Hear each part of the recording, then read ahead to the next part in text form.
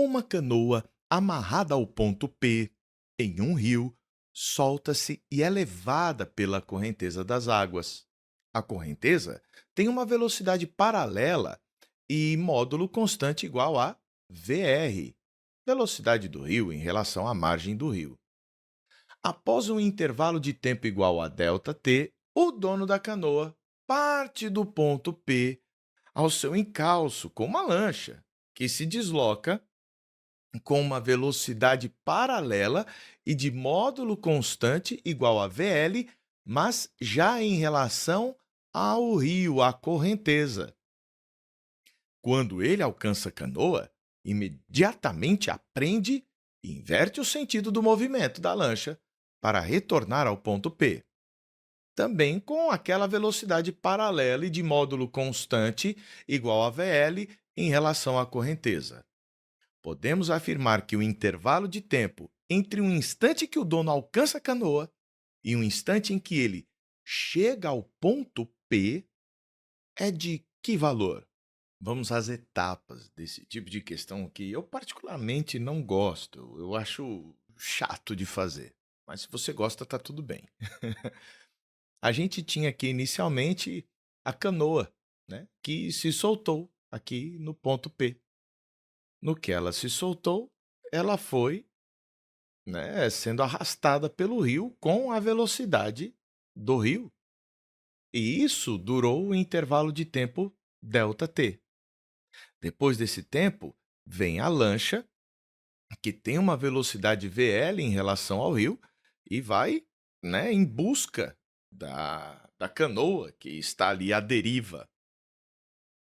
Como vai no mesmo sentido da correnteza do rio, a velocidade resultante em relação à margem vai ser a velocidade da lancha em relação ao rio mais a velocidade do rio.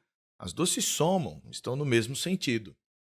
E, e vai demorar um certo tempo que eu chamei aqui ΔT2 para que esta lancha consiga alcançar a canoa, percorrendo uma distância daqui para cá, até o encontro, que vai ser a velocidade vezes o tempo, que a gente chamou de ΔT2, daqui para cá. Finalmente, a lancha gira, né? Imediatamente ela gira, e já vem no sentido contrário ao da correnteza. Nessa hora, a velocidade resultante dela, para as margens, vai ser a velocidade da lancha menos a velocidade do rio. Mas aí ele retorna ao ponto P original. Como é que nós resolvemos esse problema? A gente pode começar aqui com a geometria. É basicamente um problema de geometria. Velocidade vezes tempo é distância.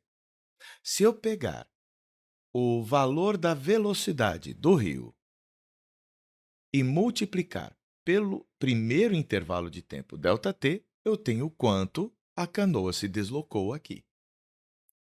Depois, esta mesma canoa continuou se deslocando até esta outra situação, mas no intervalo de tempo ΔT2. Então, eu vejo que ela se deslocou daqui para cá, velocidade do rio vezes ΔT2. Então, mais VR vezes ΔT2. Mas, enquanto isso, a nossa lancha se movimentou só nesse ΔT2, dali para cá, com a velocidade VL mais VR. Certo. Então, essa distância toda que a lancha percorreu aqui vai ser a velocidade dela, VL mais VR, vezes o tempo que se passou daqui para cá, que é o ΔT2. Certo, então essa distância aqui toda vai corresponder à velocidade da lancha mais a do rio vezes ΔT2. Então, velocidade da lancha mais a velocidade do rio vezes o ΔT2.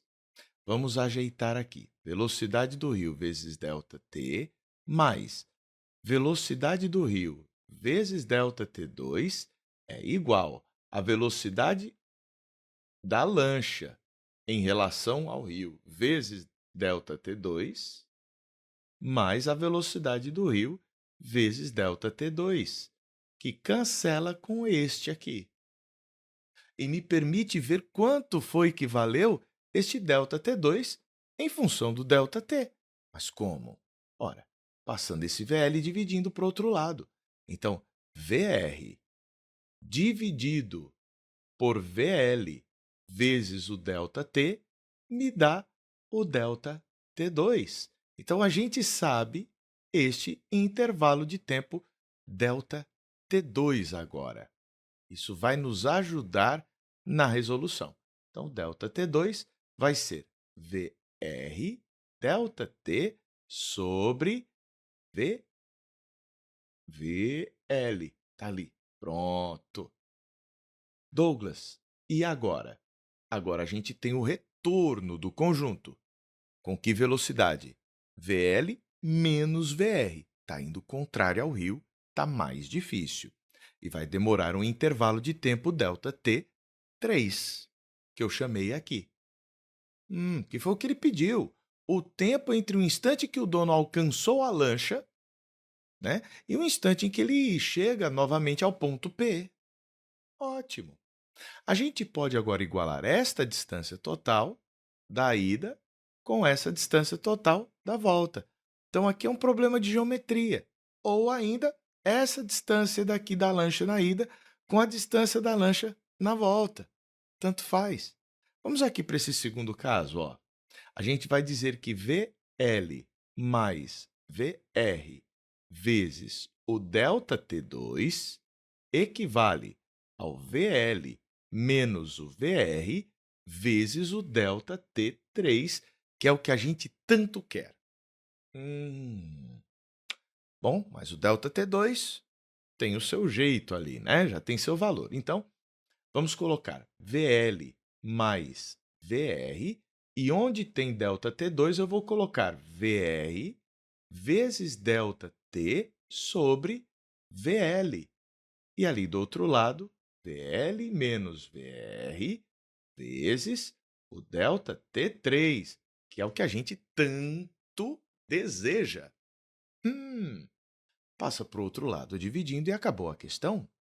É, exato. Vamos ficar com VL mais VR dividido por VL menos VR, isso daqui vezes o VR sobre o VL vezes o ΔT. Isso é o que a gente está procurando, o ΔT3. Nosso próximo passo agora é encontrar uma alternativa que corresponda a isso. Eu estou vendo aqui que ele colocou o VR sobre alguma coisa ou o VL sobre outra coisa. Então, nós vamos precisar de algumas manobras matemáticas por agora. E para chegar à alternativa A, o que a gente faz? Pega esse VL que está dividindo aqui embaixo e coloca dividindo essa expressão.